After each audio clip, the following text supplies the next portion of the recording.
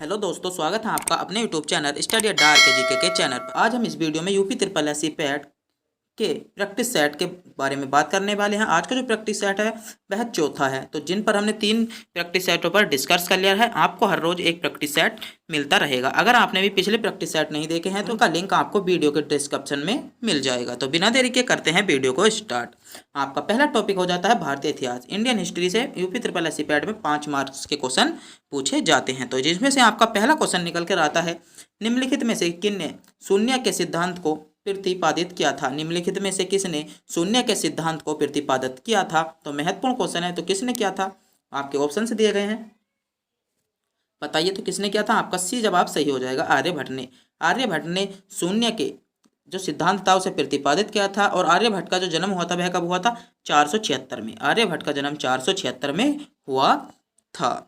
आपका अगला क्वेश्चन निकल कर आता है क्वेश्चन नंबर 2, निम्नलिखित में से एक सिंधु घाटी स्थल पाकिस्तान में है। निम्नलिखित में से सिंधु घाटी जो स्थल है उनमें से कौन सा स्थल पाकिस्तान में स्थित है। तो कौन सा है।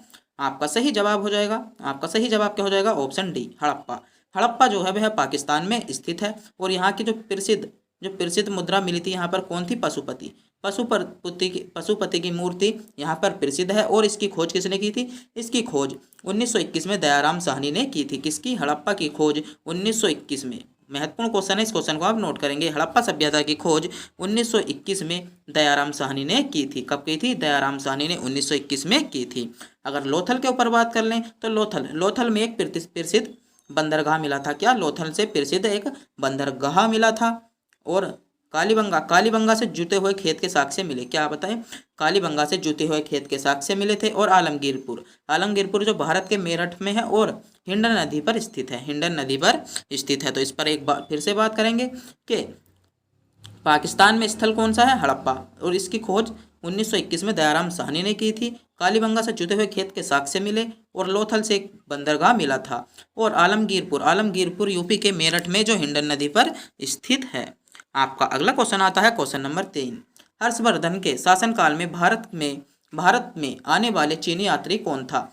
हर्षवर्धन के शासनकाल में चीनी यात्री कौन आया था। तो आपके विकल्प दिए गए हैं, तो जल्दी से बताएं।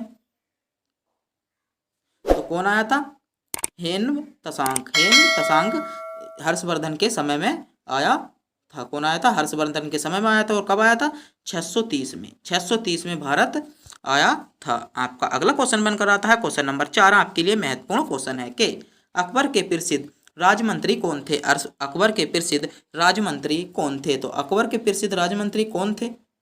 तो आपका सही जवाब क्या हो जाएगा, ऑप्शन बी, टोडरमल अकबर के प्रसिद्ध राजमंत्री थे। तो महत्वपूर्ण क्वेश्चन था क्वेश्चन नंबर 4, इस क्वेश्चन को भी आप नोट करेंगे। आपका अगला क्वेश्चन है कि 1757 में प्लासी का युद्ध सिराजुद्दौला को किसने धोखा दिया था। कि आपका महत्वपूर्ण क्वेश्चन है कि 1757 में जो प्लासी का युद्ध हुआ था उसमें सिराजुद्दौला को किसने धोखा दिया था। तो आपके ऑप्शन से दिए गए हैं।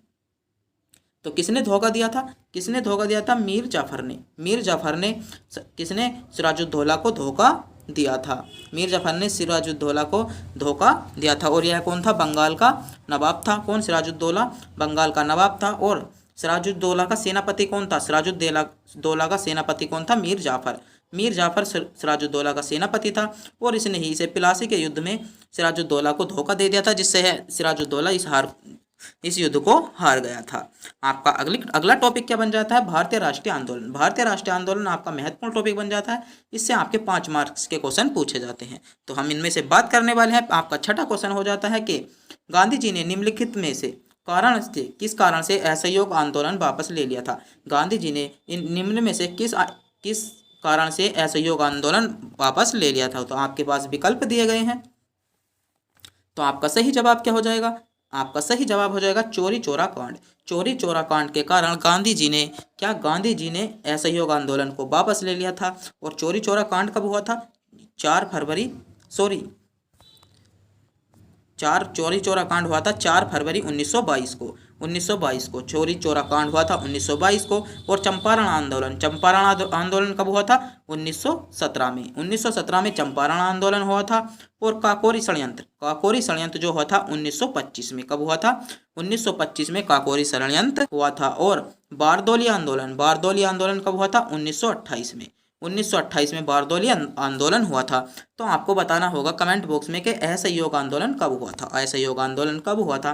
तो असहयोग आंदोलन जो वापस किया था वह चोरी चोरा कांड के कारण कर लिया था। आपका अगला क्वेश्चन बन जाता है कि नौजवान भारत सभा की स्थापना किसने की? नौजवान भारत सभा की स्थापना किसने की? तो नौजवान भारत सभा की स्थापना किसने की थी? तो आपका सही जवाब क्या हो जाएगा? सरदार भगत सिंह ने। किसने की थी? सरदार भगत सिंह ने। अगर सरदार भगत सिंह के बारे में कुछ बात कर लें तो सरदार भगत सिंह का जो जन्म हुआ था कब हुआ था? 1907 में। सरदार भगत सिंह का जन्म 1907 में हुआ था, बांगा पाकिस्तान में। कहाँ पर? बांगा पाकिस्तान में हुआ था। और इनके पिता कौन थे? सरदार भगत सिंह के पिता किशन सिंह थे, सरदार किशन सिंह थे। आपका अगला क्वेश्चन आ जाता है क्वेश्चन नंबर 8। महत्वपूर्ण क्वेश्चन है कि स्वामी विवेकानंद का मूल नाम क्या है? स्वामी विवेकानंद का मूल नाम क्या है? तो स्वामी विवेकानंद का मूल नाम क्या है? नरेंद्र नाथ दंत। तो ऑप्शन ए आपका सही जवाब हो जाएगा। स्वामी विवेकानंद का मूल नाम क्या है? नरेंद्र नाथ दंत है। तो नरेंद्र नाथ दंत है। तो इनके बारे में बात कर ले तो 12 जनवरी, कब? 12 जनवरी 1863 में। 12 जनवरी 1863 को स्वामी विवेकानंद का जन्म हुआ था। और इनके गुरु कौन थे? रामकृष्ण परमहंस। रामकृष्ण परमहंस स्वामी विवेकानंद के गुरु थे। तो इनके गुरु आपको ध्यान रखना होगा, नोट कर लें कि स्वामी विवेकानंद के गुरु कौन थे? रामकृष्ण परमहंस इनके गुरु थे। आपका अगला क्वेश्चन है कि सुभाष चंद्र बोस ने किस देश के स्वतंत्र भारत के अंतरिम सरकार की स्थापना की थी? सुभाष चंद्र बोस ने किस सरकार में स्वतंत्र भारत में अंतरिम सरकार की स्थापना की थी? तो किसकी की थी? आपका सही जवाब हो जाएगा सिंगापुर की। किसकी? सिंगापुर की। और जो सुभाष चंद्र बोस सॉरी, इनका क्या था? आपका जो स्वामी विवेकानंद है इनका एक प्रसिद्ध नारा था। स्वामी विवेकानंद का आपका एक प्रसिद्ध कथन था कि उठो और जागो और तब तक नहीं रुको जब तक आपको आपका लक्ष्य नहीं मिल जाए। सुभाष चंद्र बोस का एक कथन था कि उठो और जागो तब तक आपको आपका लक्ष्य नहीं मिल जाए, तब तक जागो। आपका सुभाष चंद्र बोस का एक नारा था कि उठो और जागो और तब तक नहीं रुको जब तक आपका लक्ष्य नहीं मिल जाए। तो आपका लक्ष्य है कि यूपी पैट पास करना। तो वीडियो को आप अंत तक देखते रहिए, रुको मत ना, वीडियो को अंत तक देखो। आपका अगला क्वेश्चन है सुभाष चंद्र बोस ने किस देश में स्वतंत्र भारत की अंतरिम सरकार की स्थापना की थी? कि सुभाष चंद्र बोस ने किस देश में स्वतंत्र भारत के अंतरिम सरकार की स्थापना की थी? तो किस देश में की थी? तो आपका सही जवाब क्या हो जाएगा? सिंगापुर में। कहाँ पर की थी? सिंगापुर में की थी। ऑप्शन बी आपका सही जवाब हो जाएगा। आपका अगला क्वेश्चन है क्वेश्चन नंबर 10 के राष्ट्रीय संघर्ष के दौरान प्रसिद्ध समाचार पत्र केसरी के संस्थापक कौन थे? केसरी पत्र के जो संस्थापक और संपादक थे वह कौन थे? तो क्वेश्चन नंबर 10 आपके लिए महत्वपूर्ण क्वेश्चन है, इस क्वेश्चन को आप नोट करेंगे। तो कौन करेंगे? आपका करेक्ट जवाब क्या हो जाएगा? लोकमान्य तिलक। तो ऑप्शन डी आपका इसका सही जवाब हो जाएगा। लोकमान्य तिलक किसके? केसरी पत्र के संस्थापक थे। आपका अगला टॉपिक जो बन जाता है वह आता है भूगोल, जिसे ज्योग्राफी भूगोल। यह भी 5 मार्क्स का क्वेश्चन है, 5 मार्क्स के प्रश्न मिलते हैं यहाँ से भी, तो आपके लिए यह टॉपिक भी महत्वपूर्ण हो जाता है। तो इस क्वेश्चन को भी आप देखेंगे कि भारतीय मरुस्थल को कहा जाता है, भारतीय मरुस्थल को कहा जाता है, भारत का मरुस्थल किसे कहा जाता है? तो किसे कहा जाता है भारत का मरुस्थल? तो आपका सही जवाब क्या हो जाएगा? थार। थार मरुस्थल भारत का सबसे बड़ा मरुस्थल है। और अगर इनमें बात कर लें कि आटाकामा मरुस्थल भी भारत में पाया जाता है। आटाकामा भारा कहाँ पर? आटाकामा मरुस्थल दक्षिणी अमेरिका का मरुस्थल है। सहारा मरुस्थल अमेरिका का। और गोबी मरुस्थल एशिया का सबसे बड़ा मरुस्थल है। और सहारा मरुस्थल विश्व का सबसे बड़ा मरुस्थल है। और थार मरुस्थल भारत का सबसे बड़ा मरुस्थल है। गोबी मरुस्थल को सबसे ठंडा मरुस्थल भी कहा जाता है। गोबी मरुस्थल को सबसे ठंडा मरुस्थल भी कहा जाता है। आपका अगला क्वेश्चन है कि विश्व का सबसे बड़ा डेल्टा कौन सा है? विश्व का सबसे बड़ा डेल्टा कौन सा है? तो विश्व का सबसे बड़ा डेल्टा कौन सा है? कमेंट बॉक्स में बताओ। तो आपका सही जवाब क्या हो जाएगा? विश्व का सबसे बड़ा डेल्टा सुंदरबन डेल्टा है। तो ऑप्शन ए आपका सही जवाब हो जाएगा। विश्व का सबसे बड़ा डेल्टा सुंदरबन डेल्टा है, जो गंगा और ब्रह्मपुत्र नदी पर बनता है। जो गंगा और ब्रह्मपुत्र नदी पर बनता है। लगभग इसकी 1 लाख क्षेत्रफल, इसका क्षेत्रफल जो है वह 1 लाख क्षेत्रफल से भी ज़्यादा है। आपका अगला क्वेश्चन है नर्मदा नदी का उद्गम निम्नलिखित में से कौन सा है? नर्मदा नदी का उद्गम निम्नलिखित में से किससे होता है? तो 13वां क्वेश्चन आपके लिए महत्वपूर्ण क्वेश्चन है। तो किससे होता है? आपका सही जवाब हो जाएगा ऑप्शन सी, अमरकंटक की पहाड़ी से। किससे होता है? अमरकंटक की पहाड़ी से। नर्मदा नदी का जो उद्गम होता है वह अमरकंटक की पहाड़ी से होता है। तो ऑप्शन सी आपका सही जवाब हो जाएगा। आपका अगला क्वेश्चन है कि मध्य प्रदेश में पन्ना एक महत्वपूर्ण स्थान है? क्या? पन्ना। पन्ना एक महत्वपूर्ण स्थान है, इसका के लिए प्रसिद्ध है कि यह किसके लिए प्रसिद्ध है? पन्ना किसके लिए प्रसिद्ध है? तो क्वेश्चन नंबर 14 आपके लिए महत्वपूर्ण क्वेश्चन है कि पन्ना किसके लिए प्रसिद्ध है। तो क्वेश्चन नंबर 14 पर ध्यान देंगे तो किसके लिए प्रसिद्ध है? आपका सही जवाब हो जाएगा ऑप्शन सी, हीरे की खान के लिए। हीरे के खान के लिए पन्ना प्रसिद्ध है। आपका अगला क्वेश्चन है, समय के संदर्भ में जीएमटी, क्या जीएमटी का मतलब क्या है? जीएमटी का मतलब क्या है या जीएमटी की फुल फॉर्म क्या है? तो जीएमटी की फुल फॉर्म क्या है? आपका सही जवाब हो जाएगा ऑप्शन बी। ऑप्शन बी आपका सही जवाब हो जाएगा, Greenwich mean time. Greenwich mean time GMT की फुल फॉर्म है। अधिकतर पूछे जाने वाला क्वेश्चन है क्वेश्चन नंबर 15। इस क्वेश्चन को आप नोट करेंगे। अगर जीएमटी की बात करें तो जीएमटी भारत के 5 राज्यों से होकर गुजरती है। कितने? 5 राज्यों से गुजरती है। पहला राज्य है आपके यूपी से, दूसरा मध्य प्रदेश एमपी से, तीसरा सी है छत्तीसगढ़ से, और चौथा यूडी मतलब उड़ीसा से, और पांचवा है आपका आंध्र प्रदेश से। आंध्र प्रदेश से। तो एक बार फिर से बता दूं, ग्रीनविच मीन टाइम रेखा भारत के 5 राज्यों से होकर गुजरती है। पहला उत्तर प्रदेश से, दूसरा मध्य प्रदेश से, तीसरा छत्तीसगढ़ से, चौथा उड़ीसा से, और पांचवा क्या हो जाएगा? आंध्र प्रदेश से। तो महत्वपूर्ण क्वेश्चन था, इस क्वेश्चन को भी आप नोट करेंगे। आपका अगला क्वेश्चन जो बनकर आता है वह आता है भारत की अर्थव्यवस्था से, इंडियन इकोनॉमी से। तो इसके भी आपको 5 मार्क्स के क्वेश्चन पूछे जाते हैं। आपका क्वेश्चन है कि नीति आयोग का पदेन अध्यक्ष कौन होता है? नीति आयोग का पदेन अध्यक्ष कौन होता है? तो नीति आयोग का पदेन अध्यक्ष कौन होता है? तो आप कमेंट बॉक्स में बताएं। आपका सही जवाब हो जाएगा ऑप्शन सी, प्रधानमंत्री। प्रधानमंत्री नीति आयोग का पदेन अध्यक्ष होता है। तो आप वर्तमान में भारत के प्रधानमंत्री कौन है? वर्तमान में भारत के प्रधानमंत्री हैं नरेंद्र मोदी। और वित्त मंत्री वर्तमान में भारत के वित्त मंत्री कौन है? तो वित्त मंत्री हैं श्रीमती निर्मला सीतारमन। तो भारत की जो वित्त मंत्री हैं वह कौन है? श्रीमती निर्मला कौन हो जाएगी? निर्मला सीतारमन। और जो योजना और विकास मंत्री हैं, जो वर्तमान में योजना और विकास मंत्री हैं वह कौन है? गिरिरंजन सिंह। गिरिरंजन सिंह वर्तमान में है। और निरंजन सिंह ग्रामीण समुदाय के विकास के लिए कौन है? निरंजन सिंह ज्योतिषी। कौन? निरंजन सिंह ज्योतिषी। और जो इनके योजना और विकास के जो मंत्री हैं वह कौन है? गिरिराज हैं। गिरिराज हैं। और निरंजन सिंह किसके हैं? ऑप्शन डी, ग्रामीण और सामुदायिक विकास के मंत्री हैं। आपका अगला क्वेश्चन है कि भारत में 14 बड़े बैंकों का राष्ट्रीय एकीकरण किस वर्ष हुआ था? क्वेश्चन नंबर 17 है, इकोनॉमी का आपका महत्वपूर्ण क्वेश्चन है। अधिकतर क्वेश्चन परीक्षाओं में पूछा जाता है कि भारत में 14 बड़े बैंकों का एकीकरण कब हुआ? तो भारत में 14 बड़े बैंकों का एकीकरण कब हुआ था? आपको डेट दी गई है।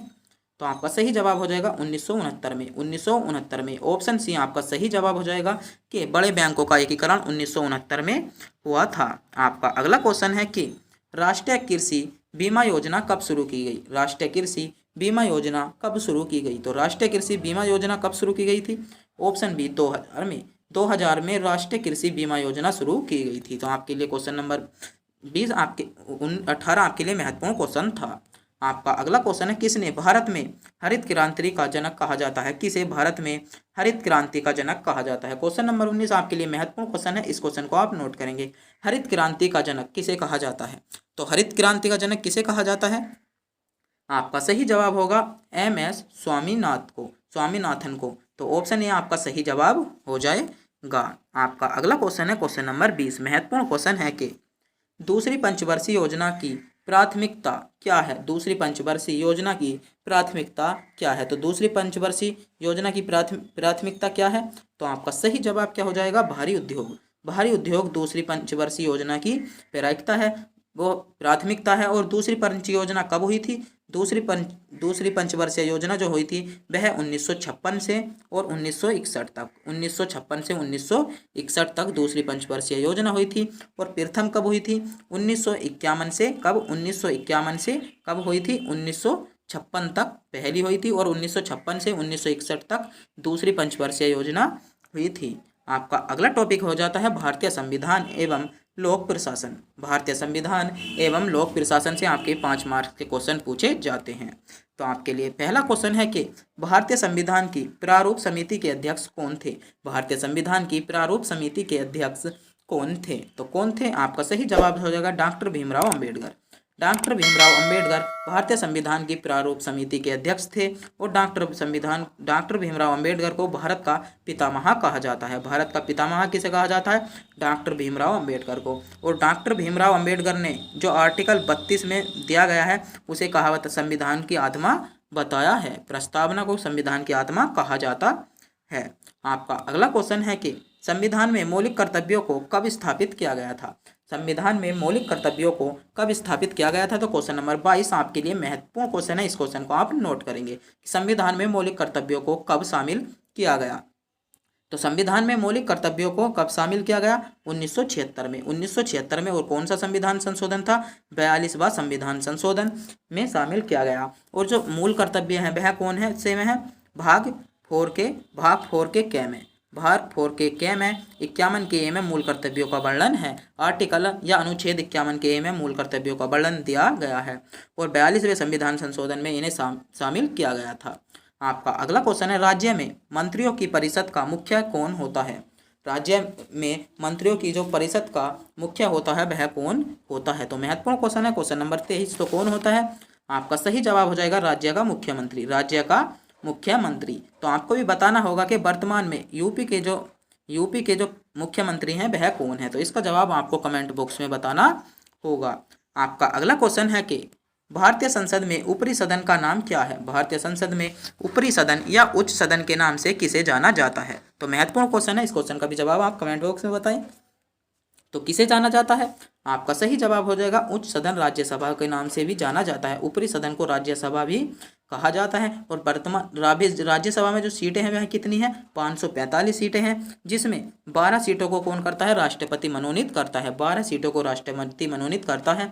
लेकिन आपको इसमें विशेषकर ध्यान रखना है कि यूपी में जो राज्यसभा की सीटें हैं वह कितनी हैं? यूपी में राज्यसभा की सीटें 31 हैं, तो आपको ध्यान रखनी है। और यूपी में जो लोकसभा की सीटें हैं वह कितनी हैं? 80। कितनी है? 80 हैं। तो इन दो बातों को आप ध्यान रखेंगे। आपका अगला क्वेश्चन है, निम्नलिखित में से कौन सा एक पंचायती राज स्थान नहीं है? कौन सा पंचायती राज स्थान नहीं है? तो आपका सही जवाब क्या हो जाएगा? ग्रामीण सहकारी समिति। ग्रामीण सहकारी समिति, ऑप्शन सी आपका सही जवाब हो जाएगा। आपका अगला टॉपिक क्या आ जाता है? सामान्य विज्ञान। सामान्य विज्ञान में आपका फिजिक्स, केमिस्ट्री और बायोलॉजी से क्वेश्चन पूछे जाते हैं। यह भी आपके 5 मार्क्स के हैं। कितने मार्क्स के हैं? 5 मार्क्स के हैं। आपका पहला ही क्वेश्चन है, महत्वपूर्ण क्वेश्चन है कि रॉकेट किसके सिद्धांत पर काम करता है? रॉकेट किसके सिद्धांत पर काम करता है? तो आपके ऑप्शन से दिए गए हैं, जल्दी से जल्दी बताइए।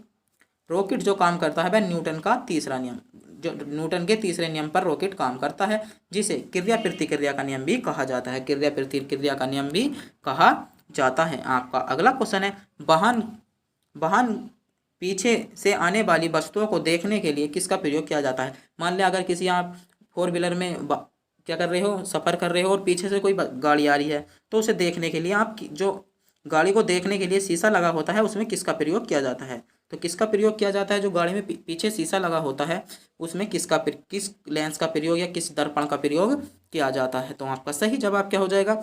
उत्तल दर्पण का। उत्तल दर्पण का प्रयोग किया जाता है। उत्तल दर्पण का प्रयोग किया जाता है। और जो गाड़ी में आगे शीशा लगा होता है, जो आगे शीशा लगा होता है उसमें किसका प्रयोग किया जाता है? अवतल दर्पण का प्रयोग किया जाता है। आपका अगला क्वेश्चन है, पेट्रोलियम किसका मिश्रण है? पेट्रोलियम किसका मिश्रण है? महत्वपूर्ण क्वेश्चन है। क्वेश्चन नंबर 28 कि पेट्रोलियम किसका मिश्रण है? तो पेट्रोलियम किसका मिश्रण है? हाइड्रोकार्बन का। हाइड्रोकार्बन का पेट्रोलियम मिश्रण है। तो ऑप्शन भी आपका सही जवाब हो जाएगा। और आपसे पूछा जा सकता है कि पेट्रोलियम किस प्रकार का खनिज है? तो पेट्रोलियम किस प्रकार का खनिज है? पेट्रोलियम का अकार्बनिक खनिज है। कि कौन सा है? अकार्बनिक खनिज है। पेट्रोलियम कौन सा खनिज है? पेट्रोलियम कार्बनिक खनिज है और अधातु में आता है। पेट्रोलियम कार्बनिक खनिज है और अधातु में आता है। क्या है? पेट्रोलियम कार्बनिक खनिज और अधातु में आता है। आपका अगला क्वेश्चन है कि निम्न में से कौन सा बड़ा जीवित पक्षी है? निम्न में से सबसे बड़ा जीवित पक्षी कौन है? तो सबसे बड़ा जीवित पक्षी कौन है? तो आपका सही जवाब हो जाएगा शुतुरमुर्ग। शुतुरमुर्ग सबसे बड़ा जीवित पक्षी है। आपको बताना होगा कि सबसे छोटा जीवित पक्षी कौन सा है? सबसे छोटा जीवित पक्षी कौन सा है? इस क्वेश्चन का जवाब आपको कमेंट बॉक्स में बताना होगा। अगर आपको ये वीडियो अच्छी लगी हो तो वीडियो को लाइक। सबसे छोटा जीवित पक्षी कौन सा है? सबसे छोटा जीवित पक्षी कौन सा है? इस क्वेश्चन का जवाब आपको कमेंट बॉक्स में बताना होगा। अगर आपको ये वीडियो अच्छी लगी हो तो वीडियो को लाइक अगर आपने भी अभी तक हमारे चैनल को सब्सक्राइब नहीं किया है तो चैनल को सब्सक्राइब भी जरूर कर लें और कमेंट बॉक्स में यह भी बताना ना भूलें कि आप इनमें से कितने प्रश्नों का जवाब जानते थे।